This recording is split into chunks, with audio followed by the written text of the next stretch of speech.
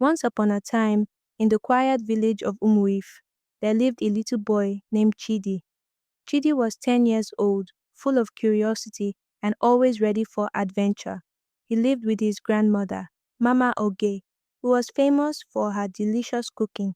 People from all over the village came to her small food stall to eat a tasty jollof rice, pepper soup, and sweet chin chin. One evening, while helping his grandmother clean the kitchen, Chidi found an old silver spoon hidden in a wooden box. It was shiny but had a few scratches. The handle had a tiny engraving of a heart. "Grandma, look what I found," Chidi said, holding up the spoon. Mama Oge's eyes widened. She took the spoon gently and smiled. "Ah, Chidi, this is not just any spoon. This is the silver spoon of Umuife. It has a secret." "A secret?" Chidi's eyes sparkled with excitement. Mama Oge nodded. "This spoon can taste the future, but only when used to eat food prepared with love." Chidi gasped. "Taste the future? How does it work?" His grandmother chuckled. "Ah, my dear, that is something you will have to discover for yourself." The next morning, Chidi decided to test the spoon. He scooped a bite of jollof rice that his grandmother had made. As soon as the rice touched his tongue, something strange happened. A vision flashed before his eyes. He saw himself standing in front of his school with a big smile, holding a shiny gold medal. Chidi blinked and shook his head.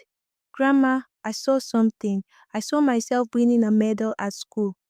Mama Oge smiled. "That means something good is coming your way, my boy. But remember, the spoon only works when the food is made with love." Chidi was amazed. He couldn't wait to see if the vision would come true. The morning sun bathed Umuife in golden light as birds chirped in the trees. Chidi, still thinking about the vision he saw after eating with the silver spoon, hurried to school.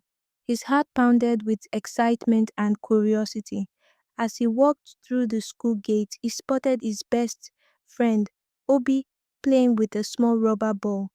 "Chidi, where were you yesterday? I came to your house, but Mama Ogi said you were helping her clean," Obi said, tossing the ball in the air. Chidi grinned, his hands gripping his school bag straps. "Obi, you won't believe what happened. I found a magical silver spoon." Obi laughed. "A magical spoon? Chidi, are you telling one of your stories again?" Chidi shook his head. "I'm serious. When I ate with it, I saw a vision of myself winning a gold medal at school." Obi's eyes widened. "A gold medal? For what? Racing? Math? Eating the most akara?" Before Chidi could answer, the school bell rang, calling all the students to the assembly ground. Mr. Okafor, the head teacher, stood on the wooden platform, his glasses slightly slipping down his nose as he looked over the students. "Good morning, students," he greeted. "Good morning, Mr. Okafor," the students chorused. Mr. Okafor cleared his throat. "I have an exciting announcement today. Next week, we will be holding a big competition." A wave of excited murmurs swept through the students. Chidi leaned forward, eager to hear more. "It will be a storytelling competition," Mr. Okafor continued. "The winner will receive a gold medal and will represent our school in the district contest." Chidi's heart skipped a beat. "A storytelling contest," he whispered to Obi. Obi nudged him with his elbow. "Chidi, that's your thing. You love telling stories." Chidi bit his lip. He did love telling stories, but the idea of standing in front of so many people made his stomach feel funny. During break time, Chidi sat on a wooden bench under a mango tree, deep in thought. Obi plopped down next to him, munching on a roasted corn cob. "So, are you going to enter?" Chidi sighed. "I don't know, Obi. What if I forget my words? What if I mess up? Everyone will laugh at me." Obi rolled his eyes. "Chidi, you tell stories all the time. Even yesterday, you made up that crazy story about a talking goat." Chidi chuckled. "That was a good one." Obi nodded. "Exactly. You are great at storytelling. Just sign up already." Before Chidi could respond, a shadow fell over them. Chidi, I heard you're thinking of joining the contest, a voice said. Chidi looked up to see Adaez, one of the smartest students in school. She was standing with the arms crossed, a smirk on her face. Yay, so? Obi shot back before Chidi could answer. Adaeze shrugged. Well, good luck, but I doubt you'll win. I've already prepared my story. And Mr. Okafor said last year's winner is competing again. You really think you can beat them? Chidi swallowed hard. Adaeze was right. What if it wasn't good enough? That evening Chidi walked home slowly, his mind full of doubt. When he arrived, the delicious smell of Mama Oge's jollof rice filled the air. She was stirring a pot over the fire, humming a tune. Chidi, why do you look like a lost chicken? She asked, placing a plate of steaming rice in front of him. Chidi sighed. There's a contest at school, a storytelling contest. Mama Oge's eyes lit up. Ah, that is perfect for you. Chidi hesitated before speaking. But what if I'm not good enough? There are so many other students entering. Some are really good at storytelling. Mama Oge sat beside him and gently patted his shoulder. My dear, do you know why my food always tastes the best? Chidi tilted his head. Because you are the best cook. Mama Oge laughed. No, my boy, it is because I cook with love. I put my heart into every meal, and that is what makes it special. She pointed to Chidi's chest. The same goes for stories. It is not about being the best, but about telling a story with heart. If you believe in your story, others will believe in it too. Chidi thought about her words. Maybe he didn't need to be the best. Maybe he just needed to tell a story that mattered to him. He took a deep breath and smiled. Okay, Grandma, I'll do it. Mama Oge grinned. That's my boy. Now eat up, you have a story to prepare.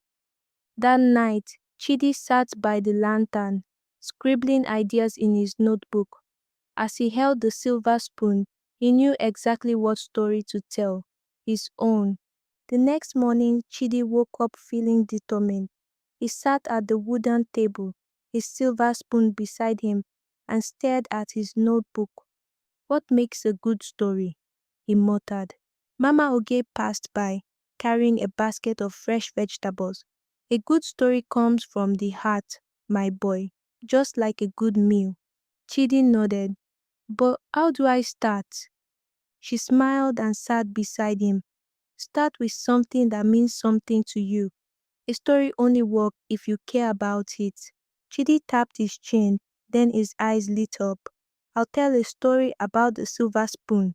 Mama Oge clapped her hands. Ah, that's a wonderful idea.